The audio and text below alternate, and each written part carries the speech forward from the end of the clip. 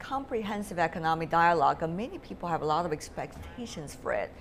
Earlier in our interview with the Chinese ambassador to the United States, Mr. Cui Tiankai, he talked about possibly some early harvest. Where could that be? Well, I think we were shown a preview of what some of the things that the Chinese side might do in terms of financial services, market access, increasing the percentage that foreign financial services firms can hold in Chinese entities.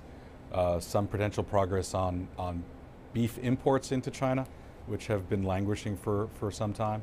So there are some things which suggest that there are some low-hanging fruit that can be picked even during the course of the 100 days discussion. So that's the good news. That is the good news, but how much things, or how many things rather, Professor Huo, can be achieved within 100 days? And 100 days sounds like really beautiful. I mean, according to the Chinese aesthetics, isn't it? But you know, how much can be done? Well, good wishes can accomplish a lot of things. All right. Just like a good marriage. Okay. So I would not expect that too much detailed things could be released within the next 100 days because the negotiation is really very sort of secretive and obviously bargains being involved. But for China, especially opening up trade with the United States, I'm talking about importing from the United States, is something what Chinese are really getting ready to do that. And that means whenever the leader is focusing on that directions, I would expect a very positive result from the trade talk. Now, the investment talk is another thing. That's another thing. Mr. Freeman, of course, it seems on both sides, they understand the weight of the CED, Comprehensive Economic Dialogue. There are also relevant parties already in the position, particularly in the Trump administration, ready to take their job to discuss about this. About the BIT, which both sides believe could be an important component of future discussions, which part do you think can be really shining some lights for us, particularly at this very beginning?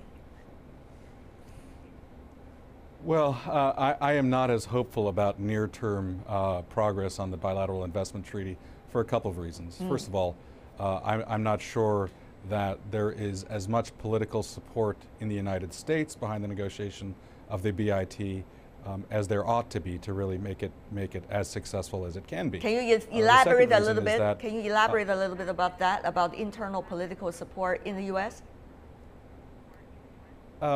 Frankly speaking, there are only a couple of different sectors, financial services being one of them, that are really anxious to see progress on the BIT and are pushing the administration and the Congress to do something to make progress.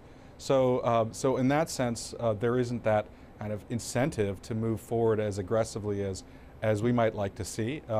But the other part of it is that I'm not sure that the United States is going to move forward on a BIT with China before it moves forward with something with Japan. I think the departure from the Trans-Pacific Partnership of the United States has really put us on a back foot, if you will, a bit on the defensive side with some of our traditional allies and other trading partners besides China in the region. So I really think that there will be some hesitancy to move as quickly on the BIT when you have other trade relationships that might be higher priorities in the short term. But it seems that in trade, it's not like in geopolitics. Can two things be done at the same time, even though Japan is the ally of the United States in the Asia-Pacific region, even though the U.S. disappointed Japan about TPP, but trade certainly is very different from, let's just say, territorial disputes or geopolitics. Absolutely, and I have no doubt that both discussions will be proceeding simultaneously and in parallel. But the question is, how quickly can you finish one, or can you finish one before you finish the other? And I think we probably, our political system in the United States is going to require that we finish something with Japan before we conclude something with China. Right. The 100-day plan sounds like a great opportunity for both sides, Professor Huo. But at the same time, it's 100 days. Some say probably it's a window opportunity for the two sides to work together. Professor Huo, you noticed much clearer than many the other people that the United States this time did not name China as quote unquote a currency manipulator. Of course, China is not to begin with. And secondly, you also see the rhetorics from the Trump administration toned down about how to quote unquote punish China, taxes against the Chinese imports. But many wonder how sustainable is this attitude really going to be from the Trump administration, particularly President Trump himself? Well, remember that we have this kind of a hesitation when Trump mentioned he's going to withdraw the United States from TPP, I think last year. And then we're seriously considering, hey, what's this guy's doing? And he's become a president, is going to punish China, and with these trade consultant, the main trade brain, which is notoriously bad for China, and all that. But it turns out that between President Xi and President Trump meeting just recently, it seems to me, especially a lot of observers, things has changed. And that it is indeed a window of opportunities. Remember that you have to build on confidence and trust before any serious discussion to be taking place. Yes, indeed. The Chinese ambassador to the United States, Mr. Cui Tiankai, also told us in an earlier interview that it's actually the Chinese side who brought up with this 100-day plan first, in order to make sure the other side also understand there's sincerity coming from China to make things happen. But Mr. Freeman, we also noticed that President Trump, in his tweets at least, talking about, well, maybe better trade deals if China works hard on North Korea. But a lot of things are not interchangeable with one another. For example, economy and trade vis-a-vis geopolitics. We don't want to, comment about the personal styles of President Trump. He's your president. So, but the thing is, whether this cooperative spirit will be sustainable in the longer term, so that trade and economic dialogue could really happen. Yeah, I think President Trump is sincere in his comments about his warm feelings about President Xi during the Mar-a-Lago summit, and I think he is sincere, and the U.S. administration is sincere about trying to pursue a win-win cooperative relationship with the PRC on trade. But President Trump's also shown himself to be quite Machiavellian in many respects, and cultivating uncertainty and cultivating a sense of not mistrust, but perhaps forcing the Chinese side to keep guessing at his intentions and at his actions. And I think that's his style, and it's not a particularly comfortable style for many Chinese negotiators, I'm sure, but that may be the new reality that we're faced with. Intentionally unpredictable. That's at least what President Trump is trying to suggest about his own style, so-called the art of deals, or as he mentioned in his book written in the 1980s. But Professor Huo, 1980s is very different from today's world. Economies and trade need predictability. When you do business, when you sign the deals, you want to know what's going to happen in 2 years, 5 years, and even 10 years from now.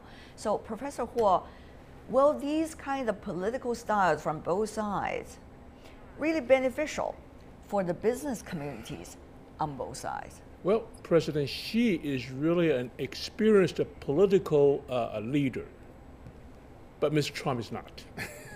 So I think not yet. It is such a drastic and so wide difference background that makes everybody doubt.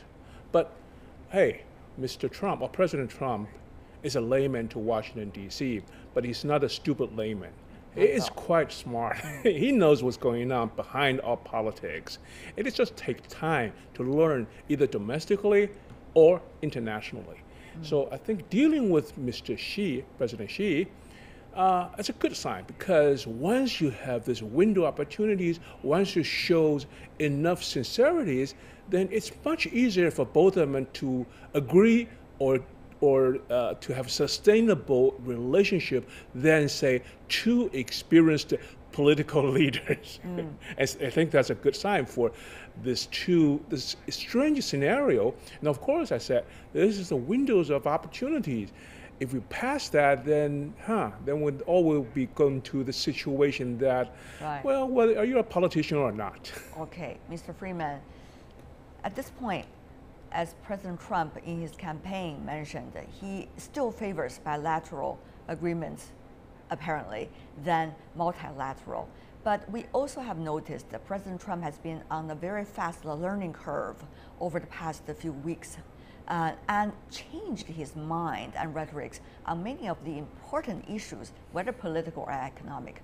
So the question really is, Mr. Freeman, is there any sign that we can study about whether President Trump will continue on his path of so-called being bilateral, or actually once again embrace some of the ideas of multilateral, including about World Trade Organization and some of the other international mechanisms?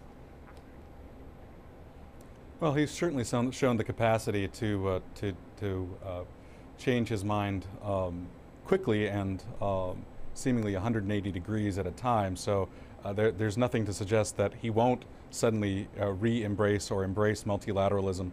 I think he's comfortable as the way a lot of business people are more comfortable with bilateral deals. It's just easier to deal with one party than multiple parties. It's very difficult in a multilateral negotiating context to make sure that you are taking care of all the interests that you want to take care of. So I understand that the compulsion to want to do bilateral deals. Unfortunately, bilateral deals are less effective and useful these days. A lot of the things that you want to take care of in a bilateral context on a trade negotiation are removing tariffs and basic things. The Trans-Pacific Partnership and other multilateral deals are more about creating an environment in which a true multilateral supply chain can operate effectively. And I'm not sure that Mr. Trump or others that Professor Huo has referenced are as familiar with the realities of modern trade negotiations and the realities of what a bilateral trade deficit means versus a multilateral net trade deficit. So I think there's a lot of education happening right now. I see. But recently, Professor Huo, even though it is about the bilateral, we have heard the Trump administration try to come up with a new infrastructure plan. And of course, other investors, including China, could play a role in it. How much opportunity do you think that could present to us about this so-called common ground for the 100 beautiful days to begin with?